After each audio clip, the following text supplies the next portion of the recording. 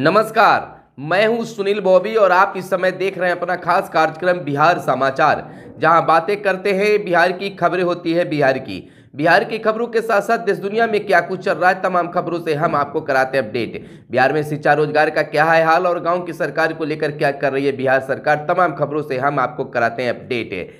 बिहार में राजनीतिक सरगर्मी क्या कुछ है, तमाम खबरों से हम आपको अपडेट कराएंगे। आपको बता दें कि आफत भरी मौसम बदली हुई है, यानी कि बर्फीली हवाओं से कापा बिहार में कपकपी ठंड ठंड ठंड ही है। तो आपको बता दें दोस्तों कि बिहार में इन दिनों लगातार ठंड का कहर जारी है। पटना एयरपोर्ट की 16 उड़ानें रद्द कर दी गई। तेजस राजधानी सहित 25 ट्रेनें विलंब और राजधानी में भीषण शीतलहर दिवस। और कल से ठंड की कमी आने के भी कुछ आसार बताए जा रहे हैं, लेकिन ऐसा कुछ नहीं है। अभी और 1-2 दिन ठंड आपको महसूस जरूर होगा। पश्चिमी हिमालय क्षेत्र से चली शुष्क और बर्फीली हवाओं ने बिहार के लोगों को कपा दिया है। जी हाँ, लगातार इसका प्रभाव बने रहने के कारण कई जिलों में न्यूनतम और अधिकतम तापमान में तेजी के साथ गिरावट आई है। पटना सहित राज्य के अधिकतम शहरों का न्यूनतम तापमान सामान्य से काफी नीचे आ गया। वहीं धूप के प्रभावी न होने से कनकनी की स्थिति बनी हुई है। मौसम विभाग की ओर से लोगों को सचेत रहने की हिदायत दी गई है, सलाह दी गई है। पटना सहित प्रदेश के 8 जिले बीते दिन यानी कि भीषण शीतलहर दिवस और शीत दिवस की चपेट में आ गए हैं।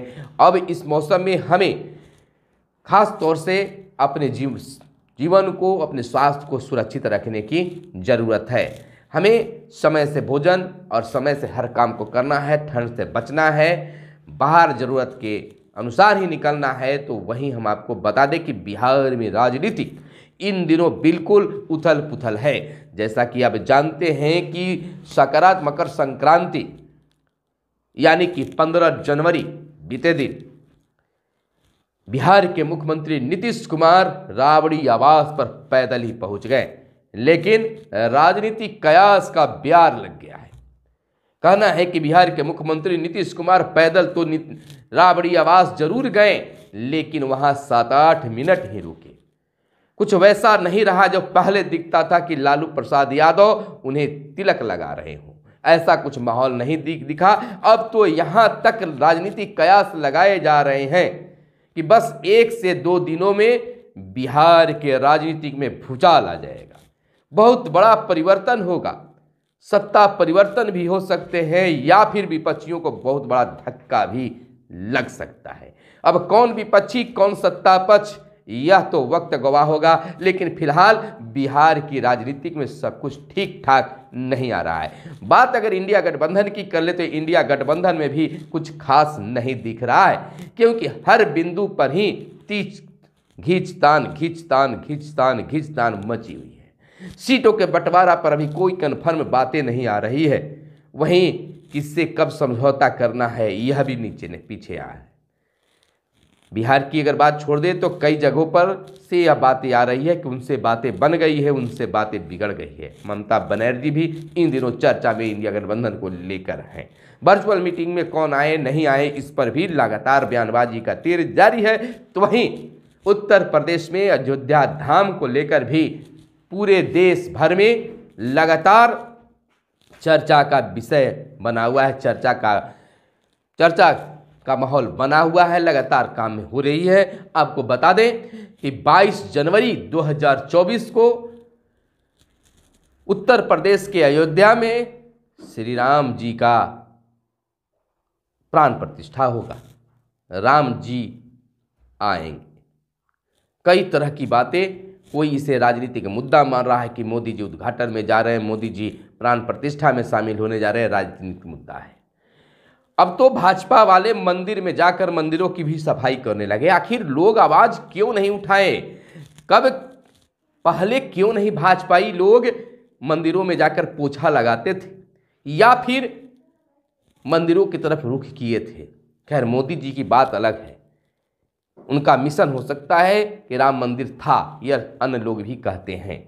अब तो राम मंदिर बन रहा है, बन गया है, प्राण प्रतिष्ठा भी हो रहा है, बहुत सारे काम अभी बाकी है, पूर्णतः मंदिर तैयार नहीं हो पाया है। तो यह तो माना जाएगा कि जिसके लिए देश बहुत दिनों से आस लगाए बैठा था, अब वह आस पूरा हो गया है। खैर बात जो भी हो, लेकिन 22 जनवरी का सबों का इंतजार है और बहुत सारे लोग जो हैं 22 जनवरी को एक दीपोत्सव के रूप में मनाने की तैयारी बिहार में भी कर रहे हैं। खैर राजनीतिक और पूजा पाठ की बात अगर करते हुए अगर बिहार की शिक्षक बहाली की बात कर ले तो शिक्षक बहाली पर आज भी ये आवाज़ उठने लगी है कि बिल्कुल कहीं न कहीं धोखा है। लेकिन बात हम धोखे की नहीं, अगर विकास की काम हो रहा है तो चर्चा विकास की होनी चाहिए। खैर जो भी लोग पक्ष विपक्ष जो भी बोले, लेकिन यह तो है कि करीब 2 लाख की नौकरी बिहार के मुख्यमंत्री नीतीश कुमार ने शिक्षा विभाग में अवश्य दी है। बहाली की चर्चा हुई है, बहाली का काम हुआ है, लोग खुश हैं। दूसरे चरण में शिक्षकों को स्कूल आवंटन की प्रक्रिया बीते दिन से शुरू हो गई है, यानी कि 20 जनवरी तक जिलावार ब्यौरा मांगा गया है। 20 तारीख तक सभी जगह शिक्षकों को स्कूलों का आवंटन कर दिया जाएगा।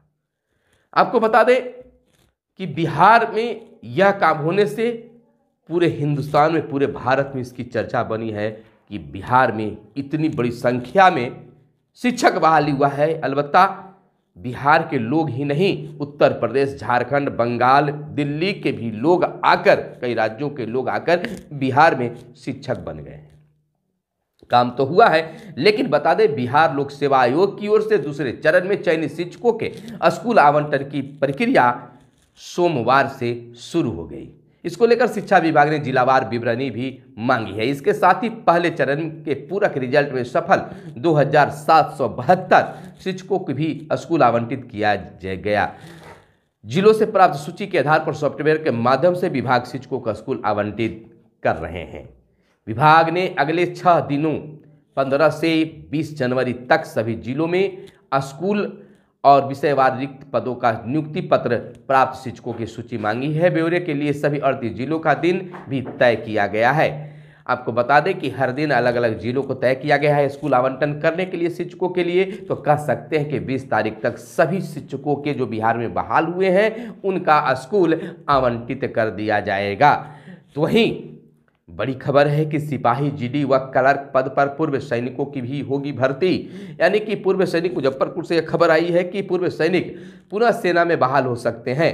22 जनवरी को दानापुर स्थित ओल्ड पीटी ग्राउंड में बहाली प्रक्रिया होगी। इसमें सभी बिहार बटालियन, आरआर व टीए बटालियन के रिटायर्ड सैनिक शामिल हो सकते हैं। इन्हें मूल डिस्चार्ज बुक और 10 पासपोर्ट साइज की तस्वीर लेकर पहुंचना है। बिहार की रेजिमेंट सेंटर के लेफ्टिनेंट कर्नल जेपीएस संधू ने अधिसूचना जारी की है। बता दें कि ये 57 वर्ष तक डीएसपी में नौकरी करेंगे। इनकी सेना में सेवा नियमित होगी। इधर बता दें, माफ करेंगे, कि बिहार बोर्ड की मैट्रिक परीक्षा का प्रवेश पत्र जारी कर दिया गया है। बिहार विद्यालय परीक्षा समिति ने बीते दिन मैट्रिक परीक्षा का प्रवेश पत्र जारी कर दिया है। 16,94,000 से अधिक परीक्षार्थी शामिल होंगे। परीक्षा 15 से 23 फरवरी तक 2 पालियों में होगी, यानी कि बिल्कुल और प्रैक्टिकल 18 से 20 जनवरी तक होंगे। तो यह बिहार बोर्ड की एक बार फिर पहल है कि समय पर हर चीज़ काम हो रहा है। तो वहीं जीवन प्रमाण पत्र के लिए शिविर आज बीते दिन से लगना शुरू हो गया। रक्षा लेखा नियंत्रण पटना के सौजन्य से रक्षा पेंशनरों एवं रक्षा सिविलियन पेंशनरों के लिए जीवन प्रमाण पत्र जमा करने के लिए स्पर्श सर्विस सेंटर बनाया गया है। सीडीए पटना बिल्डिंग में यह स्पर्श सर्विस मिलेगा। 2 दिवसीय स्पर्श से 15 और 16 जनवरी तक चलेगा, यानी आज तक यह कार्य चलेगा, उसके बाद बंद हो जाएंगे। तो वहीं हम आपको बताते चले कि राजनीतिक पार्टियों के बूथ एजेंटों की मांगी गई है रिपोर्ट। बताते चले कि बिहार के मुख्य निर्वाचन पदाधिकारी कार्यालय ने राजनीतिक दलों की ओर से विभिन्न जिलों के में बूथ लेवल एजेंट BLA नियुक्ति किए जाने की रिपोर्ट जिला निर्वाचन पदाधिकारी से मांगी है।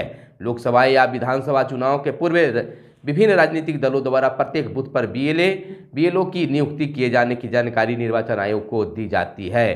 तो इस प्रकार से अब लोकसभा चुनाव को लेकर तैयारियां शुरू कर दी गई है। वहीं बात राजद की कर ले तो सीएम के नेतृत्व में संकल्पों को पूरा किया। राज्य सरकार की उपलब्धियां गिनाई। केंद्र की भाजपा सरकार पर निशाना भी साधा गया।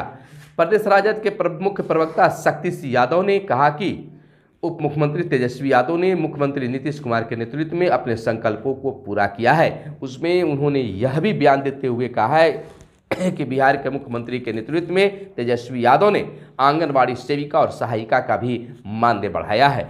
तो वहीं पंचायत प्रतिनिधि, वार्ड सदस्य, मुखिया, सरपंच और पंच का भी वेतन दुगना यानी कि भत्ता दुगना कर दिया है। बात नियोजित शिक्षकों पर भी उन्होंने उठाया प्रेस कॉन्फ्रेंस में कि महागठबंधन सरकार ने नियोजित शिक्षकों को जहां वेतन बढ़ाने का काम किया है, वहीं अब राज्य कर्मी भी बना दिया है और इसकी प्रक्रिया भी काफ़ी तेजी के साथ आगे बढ़ रही है। तो राजद की तरफ से अब बड़ा बयान निकल कर सामने आया है। जैसा कि आप जानते हैं कि बिहार के मुख्यमंत्री नीतीश कुमार ने जब यह काम कर रहे थे, यानी कि शिक्षक नियुक्ति, दूसरे चरण के शिक्षक नियुक्ति पत्र बांट रहे थे, तो उस समय भी नियोजित शिक्षकों के लिए कहा कि शिक्षकों के लिए एक अलग परीक्षा लिया जाएगा जिसमें 3 मौके दिए जाएंगे, उसमें पास करने के बाद वह सरकारी कर्मी बन जाएंगे। तो वहीं बड़ी खबर है कि मणिपुर से मुंबई नए सफर पर निकल चुके हैं राहुल गांधी। कांग्रेस अध्यक्ष मल्लिकार्जुन खड़गे ने भारत जोड़ो न्याय यात्रा को हरी झंडी दिखाया। यानी कि देखिए, यह भी बात है, एक तरफ कांग्रेस इंडिया गठबंधन को एक करने में लगी हुई है, नीतीश कुमार एक करने में लगे हुए हैं, वहीं अपने अपने ढंग से लोग रैला यात्रा बहुत चीज़ निकाल रहे हैं। तो ये कौन सी गठबंधन है जो अपने ढंग से अपने पार्टी के लिए और फिर गठबंधन के लिए, तो इस पर खास चर्चा भी चल रही है। तो वहीं हम आपको बताते चले कि राज्य भर यानी बिहार के विद्यालयों की निगरानी और सख्त की जाएगी। यह निर्णय लिया गया है। एक प्रबंधन यूनिट हर जिले व प्रखंड में गठित होगी। परियोजना प्रबंधन इकाई के काम का आकलन होगा। शिक्षा विभाग ने बनाई है सत्यापन कमेटी, यानी बिहार के विद्यालयों की मॉनिटरिंग व्यवस्था को और सख्त किया जाएगा। इसको लेकर ही पूर्व में सभी जिलों और प्रखंडों में परियोजना प्रबंधन इकाई गठित है। अब विभाग ने निर्णय लिया है कि इन प्रबंधन इकाइयों के कार्यों का आकलन किया जाएगा। इन इकाई में कार्यरत कर्मियों की योग्यता भी देखी जाएगी। विभाग ने एक कमेटी बनाई है, मकसद इन इकाइयों को और प्रभावी बनाना है। शिक्षा विभाग के अपर मुख्य सचिव के पाठक के निर्देश पर अगस्त 2023 में इकाइयों का गठन जिला और प्रखंड स्तर पर हुआ था। श्री पाठक ने विद्यालयों को प्रतिदिन निरीक्षण से लेकर कई नई पहल की थी। इसमें विभिन्न तरह के आंकड़े भी एकत्रित किए जाने थे। तो इधर बिहार के पूर्व कह सकते हैं, यानी कि के पाठक की हम बात कर रहे हैं। के पाठक है लंबी छुट्टी पर गए हैं, 16 तारीख तक उनकी छुट्टी है, यानी कि आज तक उनकी छुट्टी है। अब 17 तारीख को उन्हें पुनः विभाग में लौट कर आना है। कई तरह की चर्चाएं चल रही है, कई यूट्यूब चैनलों पर इसकी भी बातें आ रही है। किसी का कहना है कि वो मात्र छुट्टी पर गए हैं, किसी का कहना है कि अब वापस लौट कर नहीं आएंगे, बस कुछ ही दिनों में नया शिक्षा विभाग के अपर मुख्य सचिव के लिए लेटर निकलेगा कि कौन बनते हैं। खैर, अब देखना यह है कि आज तो 16 जनवरी हो चुका है, अब अगली क्या होता है। लेकिन के पाठक का जहां लोग विरोधी हैं तो वहां पक्षधर भी हैं। जहां कुछ शिक्षक इनका विरोध करते हैं तो बहुत सारे शिक्षक इनका पक्ष की भी बातें कर रहे हैं। तो वहीं हम बता दें कि प्राण प्रतिष्ठा के कार्यक्रम में जुड़ेंगे 60 करोड़ लोग, यानी कि 5 लाख गांव में सीधा प्रसारण किया जाएगा। हर मंदिर में मौजूद रहेंगे संघ भाजपा कार्यकर्ता। यानी कि अयोध्या में 22 जनवरी को जब रामलला मंदिर में विराजेंगे तो समारोह की गूंज देश दुनिया में सुनाई देगी। पूरे देश में करीब 60 करोड़ लोगों को इस आयोजन में प्रत्यक्ष और अप्रत्यक्ष रूप से जोड़ा जाएगा। तो यह भी एक भव्य कार्यक्रम है। राजधानी के 423 स्कूलों में शिक्षा संवाद आज से शुरू होने की बातें आई है। विद्यार्थी और अभिभावकों को दी जाएगी योजनाओं के बारे में जानकारी। यानी पटना जिले की अगर बात कर ले तो पटना जिले के 423 माध्यमिक और उच्च माध्यमिक विद्यालयों में 16 से 22 जनवरी तक शिक्षा संवाद कार्यक्रम होगा। इसके तहत छात्र छात्राओं के अलावा उनके अभिभावक को सरकार की ओर से संचालित योजनाओं की जानकारी दी जाएगी। शिक्षा संवाद कार्यक्रम को लेकर बीते दिन हिंदी भवन में बैठक हुई। इसमें रणनीति भी तय की गई। आपको बताते चले कि अंग्रेजों के कानून से फंसे सरकार के 5000 करोड़ 110 वर्ष पुराने इस कानून के कई प्रावधान अप्रासंगिक हो चुके हैं। बिहार उड़ीसा लोक मांग अधिनियम 1914 में संशोधन की तैयारी और वसूली ग्रांटर से की जा सकती है। बिहार में अंग्रेजों के जमाने से कानून बिहार एवं उड़ीसा लोक मांग वसूली अधिनियम 1914 के कारण सरकार के करोड़ों रुपये ऋण या राजस्व नहीं देने के कारण डूबे हुए हैं। तो वहीं हम आपको बता दें कि सड़क निर्माण की निविदा में सभी कागजात ऑनलाइन देने होंगे। गड़बड़ी रोकने के लिए विभाग यह निर्णय लिया है, निविदाकारों से हाई कॉपी नहीं ली जाएगी। तो वहीं मैट्रिक में 16,94,000 विद्यार्थी शामिल होंगे। प्रवेश पत्र जारी कर दिया गया है। पिछले साल की तुलना में इस बार परीक्षा में 59,181 विद्यार्थी अधिक होंगे। तो वहीं बता दें कि नई सदी में बिहार की सियासी साझेदारी का केंद्र जदयू रहा है। तो इस तरह से लगातार जदयू अपनी ओर बढ़ रहा है। नए तरीके से सीटों का बंटवारा हो, माले ने मांग किया है, यानी भाकपा माले ने के राष्ट्रीय सचिव कुणाल ने एक बार फिर लोकसभा चुनाव में 5 सीट पर दावेदारी दोहराई है। कहा है कि इंडिया गठबंधन में बदली राजनीतिक परिस्थितियों में नए ढंग से सीट शेयरिंग होनी चाहिए। तो वहीं भगवान राम को राजनीति का मोहरा बना रही है भाजपा, यह अखिलेश का कहना है। यानी कि प्रदेश कांग्रेस अध्यक्ष डॉक्टर अखिलेश प्रसाद सिंह ने कहा कि देश में सत्ताधारी वर्ग जिस तरह धर्म की अफीम लोगों को चटा रही है, वह वातावरण को विषैला बना रहा है। भगवान को भी राजनीति का खेल बताया जा रहा है। यानी कि और दूसरी बात बता दें, मोदी का आया है कि भाजपा सांसद सुशील मोदी ने कहा है कि नौकरी देने के मसले पर श्वेत पत्र जारी करे बिहार सरकार। तो वहीं बालू चालान पर दुरुपयोग करने वाले ठेकेदार अब नपेंगे। परियोजनाओं में उपयोग हो रहे ई चालान की जांच का आदेश भी दिया गया है। तो वहीं नियोजित शिक्षक खुश पर संशोधन की कवायद जारी। नियोजित शिक्षक इस बात से खुश हैं कि वे राजकर्मी बनेंगे, लेकिन उन्होंने विशिष्ट शिक्षक नियमावली में संशोधन की मांग भी उठाने लगे हैं। तो वहीं हम आपको बता दें कि मोबाइल बिल में 20% तक का इजाफा संभव है। चुनाव के बाद प्रीपेड और पोस्ट पेड प्लान हो सकते हैं महंगे, किस्तों में हो सकती है महंगाई। इधर राजकर्मी बनने पर नियोजित शिक्षकों को मिलेगी न्यू पेंशन। इस शिक्षा कोष पोर्टल में आंकड़ों की एंट्री की प्रक्रिया शुरू। के पाठक के निर्देश पर शुरू हुई कार्रवाई, यानी कि नियोजित शिक्षकों के लिए भी हर कार्य शुरू कर दी गई है। तो यह थी आज की खास प्रमुख खबरें जो आपके लिए काम की खबरें थी। फिर मिलते हैं अगले वीडियो में, तब तक के लिए दीजिए इजाजत। धन्यवाद। जय हिंद, जय भारत, वंदे मातरम।